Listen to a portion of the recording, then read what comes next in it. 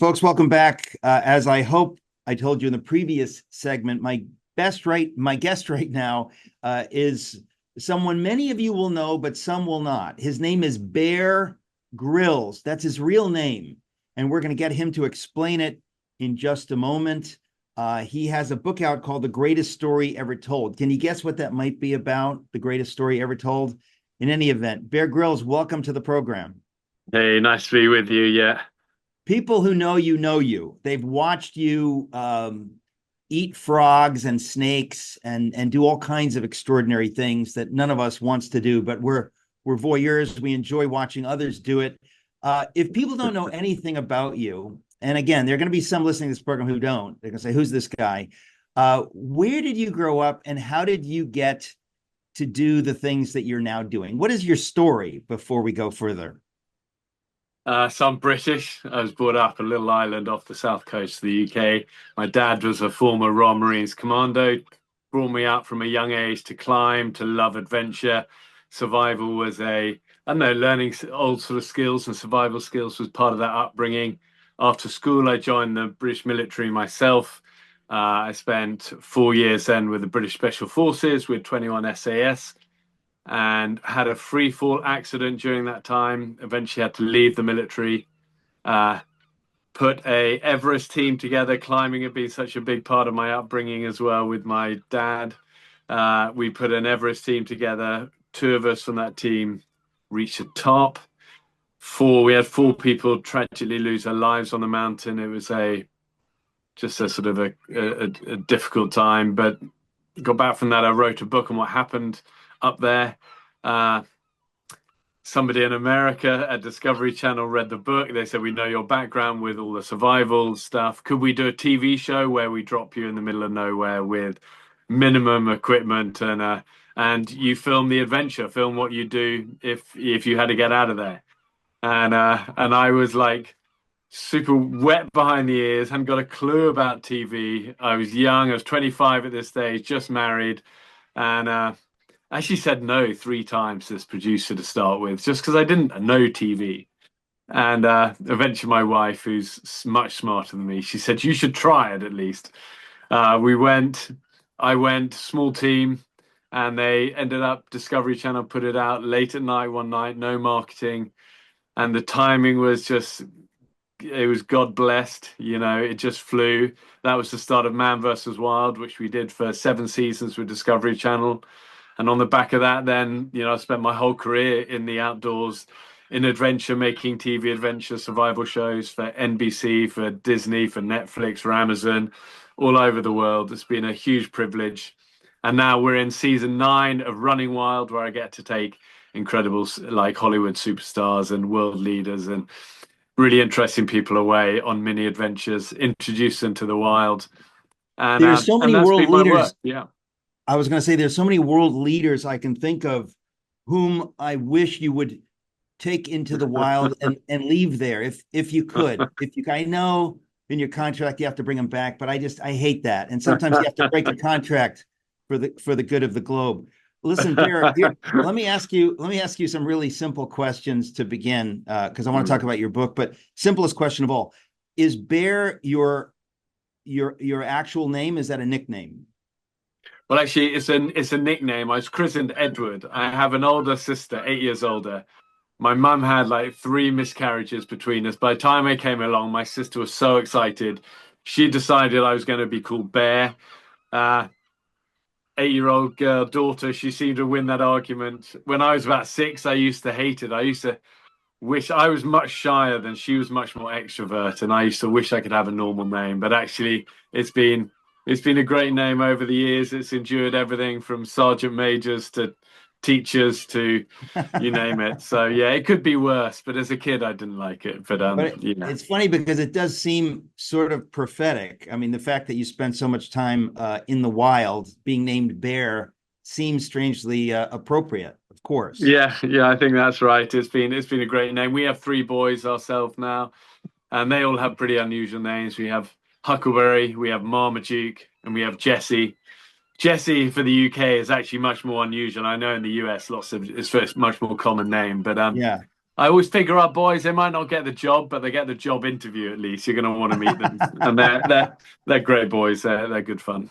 Well, listen, I really enjoyed watching your show on the Discovery Channel. I don't know how I discovered the show, but I discovered it and really, really enjoyed your show and was genuinely staggered and thrilled when I learned that you're a man of serious Christian faith. Just absolutely thrilled me to learn that.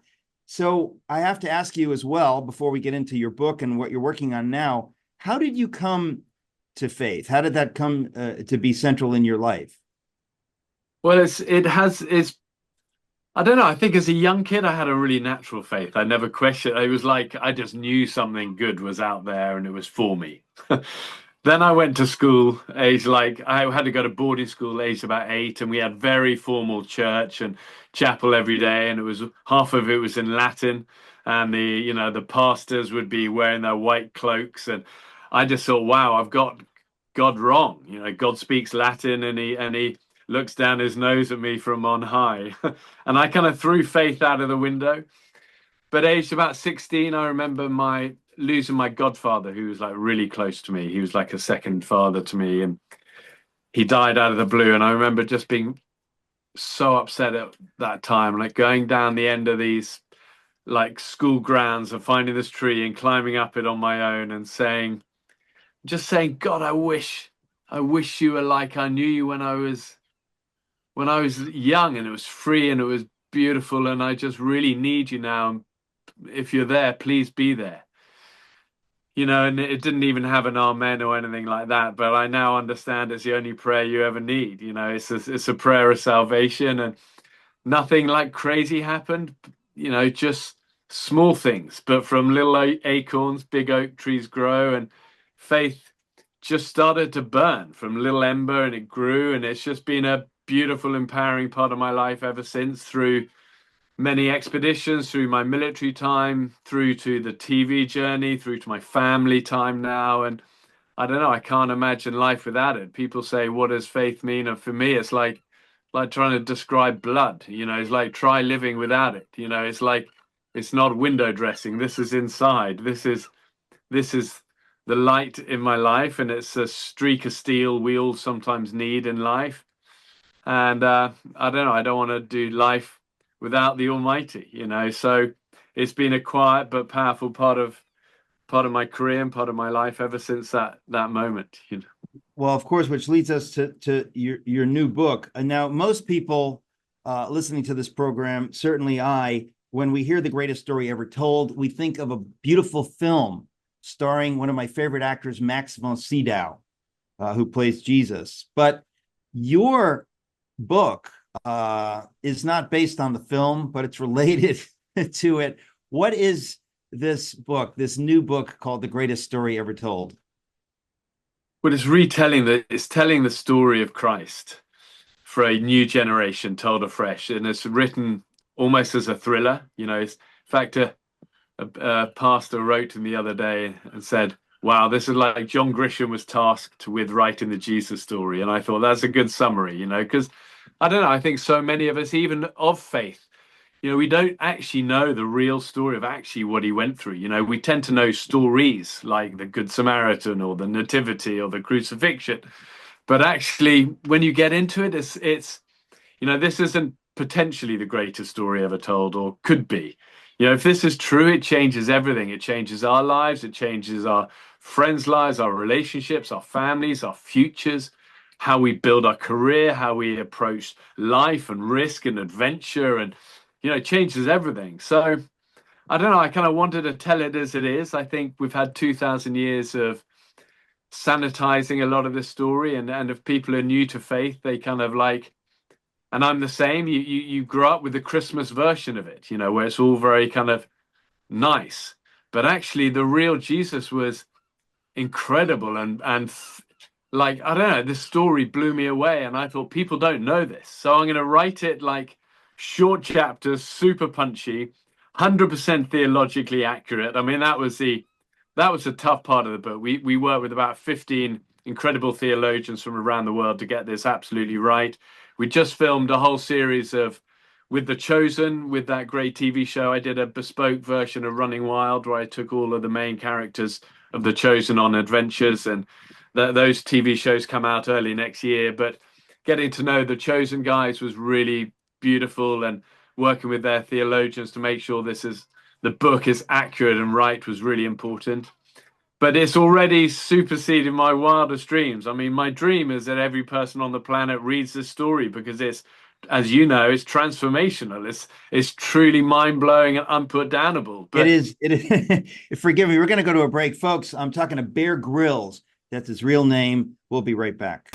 Welcome back, folks. I have the joy of speaking with Bear Grylls. Don't ask me how to spell Grylls. Is that a Welsh name? it's actually Cornish, which is a southwest corner of the UK, from Cornish. Cornwall. But I think my ancestors originally came over in the Spanish Armada. You remember the story of the Spanish Armada, and they came over, and they all basically got shipwrecked on the south coast of England. And then there was probably a lot of pillaging, and that went on, and a lot of them were shipwrecked there, and then started families, those that survived. That's why I've got quite kind of like dark Spanish skin. I wasn't expecting to hear that. So thank you, Sir Francis Drake. So I have to. There you go.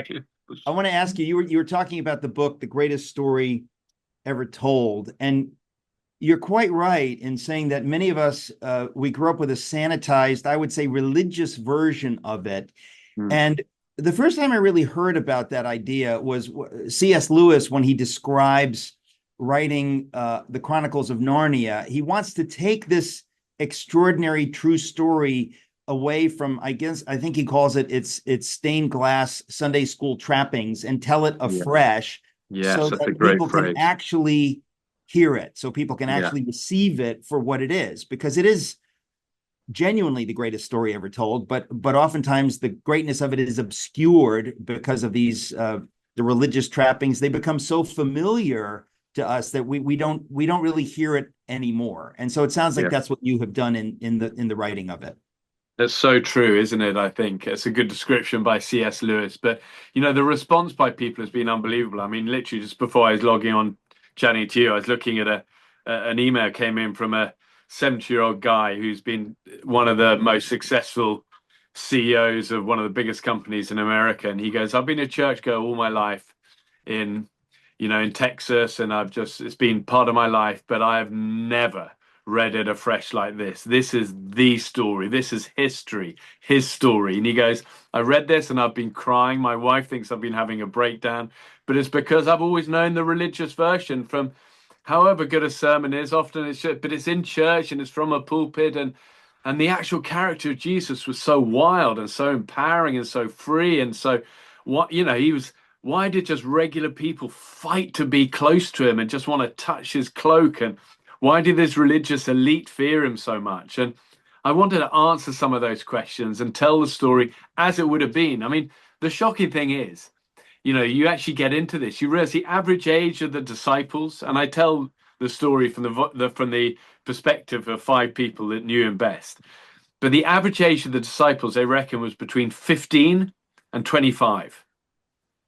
So we get this idea of Peter and John and these bearded old men, which I guess eventually some of them became. But, they were young. They were like, what is going on? Who is this guy? And I don't know, I'm getting so many letters as well from people of so many different faiths, which has been so surprising for me. I mean, just yesterday, I had this Muslim guy write to me from the Middle East going, "I'd always heard this about the story of Jesus. I thought I knew it from afar, but I had no idea." And I've had that from Jewish people. I've had it from, Catholics through South America. And it's been my journey as well, learning this story afresh. And, it's gone to #1 now in the UK. It's gone to #4 straight in the States, in the bestseller list there. And that is a dream, is that people find it for themselves and have their lives turned around. Because, as you know, it's what it does. It turns life on its head. Well, that's the idea. And I guess I want to ask you, it seems to me that we're experiencing the beginnings of genuine revival, something that so many of us have hoped and prayed for through the decades. And I think that part of that always happens when we get desperate. I don't know why the Lord does that, but things get desperate. Things are particularly broken. And so people suddenly maybe feel the freedom to open their hearts to God or to open their hearts to the truth. Do you see that happening in the UK? Because I think Western Europe has become so secularized, but I just hope that, the message of Jesus through books like yours, because you have such a big platform, might reach people who are otherwise somehow inoculated against it. It is happening. It's happening all over the world. It's happening in many different countries of different faiths as well. And I don't know. It's like that Bible verse: when the harvest is ready, we got to be ready as well. We got to go. And I don't know. I've just felt this powerful calling in my heart. Like when I wrote this book, it was like clear the decks of all you're doing. Write this, and even I'm still filming all the time, and that's still my kind of day job as such. But this is where also my heart is, because I'm seeing what's happening when people read it. And the one thing that never changes over the years is people's need for connection to the Almighty, their spirituality. I just think it's, as you said, the religious language that has turned so many people off, and the sort of bad side of church sometimes gone wrong, as inevitably happens because it's a human institution, but at heart what hasn't changed is our need for connection and to the Almighty. I don't meet anyone who doesn't want to find home, find peace, be forgiven, be empowered. That is universal. So it's like, let's make sure that kind of message of Christ reaches people, and without maybe the bit that is like, I don't know, the stuff that wasn't of Jesus, and I think of those white cassocks in the church and the Latin sermons and the kind of the judging, boring, irrelevant part of church and religion. I want to pick up on that. We'll be back. Final segment with Bear Grylls, the brand new book, The Greatest Story Ever Told. We'll be right back. Welcome back. I'm talking to Bear Grylls about his brand new book, The Greatest Story Ever Told. And Bear, you've just shared with us that it's just a retelling of the Jesus story, but done in such a way that comes across as fresh. What was it that led you to write this? Because, I don't think of you principally as a writer. I think of you as an adventure guy who does all kinds of amazing things in the wild with various people. What led you to say, I want to write a book like this?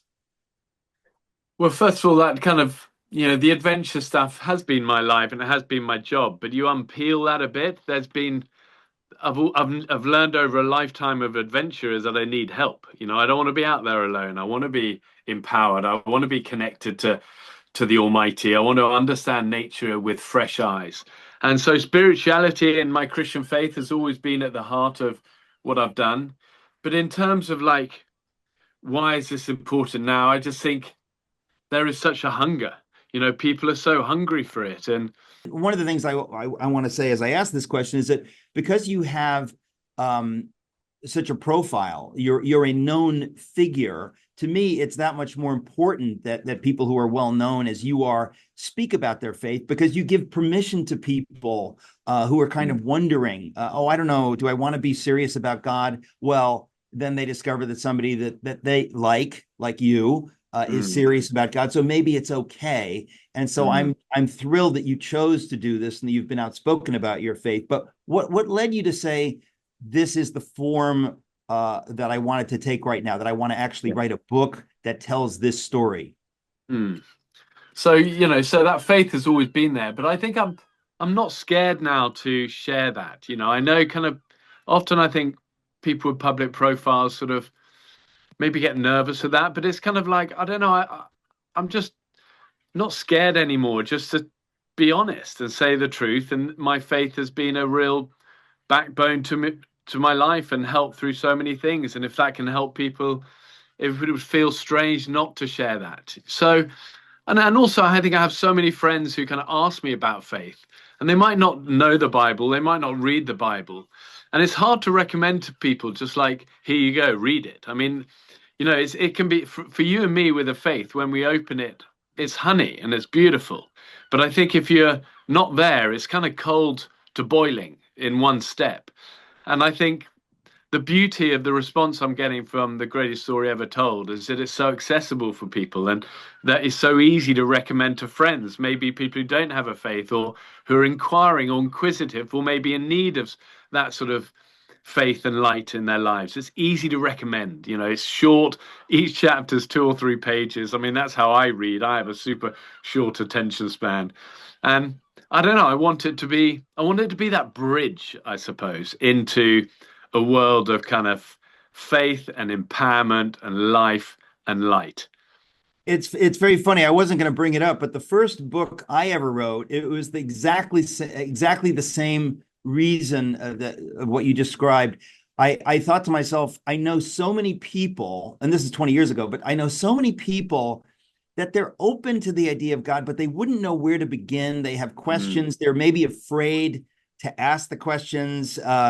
And so I wrote a book called Everything You Always Want to Know About God, but We're Afraid to Ask, as a primer, Great. as an introductory book that you could give to anyone, because I felt that there was a need for such books. I ended up writing 3 in the series, Everything You Always Wanted to Know About God, but We're Afraid to Ask, because I do think there are people that they're hanging back, they're a little bit shy, they don't know where to go. And you have to give them a way in. And just as you said, if you say, well, read the Bible, everybody says that. It's the cliche, oh, you should just read the Bible. The Bible is unreadable if you don't know something to begin with. I mean, you just crack open the Bible and it can be completely mystifying, and you need someone to explain it. And so I'm really thrilled that you've written this book, because I think it sounds like the perfect way in for so many people. And there have been books through the generations kind of like this, but there doesn't seem to be much out there right now. So before we go, how much of the story do you tell? Where does it begin? Where does it end? Well, it starts very innocent with Mary as a young, scared 14-year-old, pregnant, confused, nervous, but also knowing what she's seen with that angel. And, I think we kind of know that story, but also we don't know that story. I mean, how terrifying that must have been. And so it starts off innocent, but she grows into her faith and strength. And then it goes to Thomas, who we call everyone by their local Aramaic names. So Jesus is Yeshua, Thomas is Taum, and he's seen this first miracle at Cana with the wine, these water to wine, and he starts off like, it's going to take more than a magic trick to change my heart. And his journey is beautiful, kind of his first-hand eyewitness account to what he sees of Jesus' life. But then it goes to Peter, who's wild, reckless, impulsive, but heart-led, and just knows something true and beautiful when he sees it, and he's in. And then you have John, who's much more clinical and studying. And then it ends up with Mary Magdalene, who's just broken. And when she encountered Jesus, he healed her, and he stole her heart, and she takes us through to the end. But it gets full on. It's pretty gruesome at times, but it's all first-hand accounts. And I don't know, I look at all of my work, this is the proudest thing I've ever done. I would give up every Everest summit, every Emmy TV award. I'd give up all of those things in a heartbeat. I've written 103 books now. I'd give them all up to have written this. It's the most important thing I've ever done. It's the thing I'm proudest outside of my family. It's the thing I'm most proud of, because I see what it's doing to people's lives. And I pray like Noah when he's built his ark and he sat there praying for the rain. Lord, let it rain and let it touch people all over the world. Well, Bear, I'm just praising the Lord for your willingness to do this and to be out there. And I do hope that it leads to revival in the UK and beyond. We need it. You and I know Jesus really is the answer for which everyone is looking. So thank you, Bear Grylls. Congratulations, folks. The book is The Greatest Story Ever Told. Bear, thank you. That's your pleasure, and respect for all you're doing. You're sharing light and love and goodness and encouragement every day. So keep going. And I'm going to dig out that first book you said. I bet it's probably the most important one you've ever done, because faith should be simple. Keep it simple. Everything you always want to know about God, but we're afraid to ask. It is simple. Thank you, my friend. God bless Well you. done. All the best. Thank you.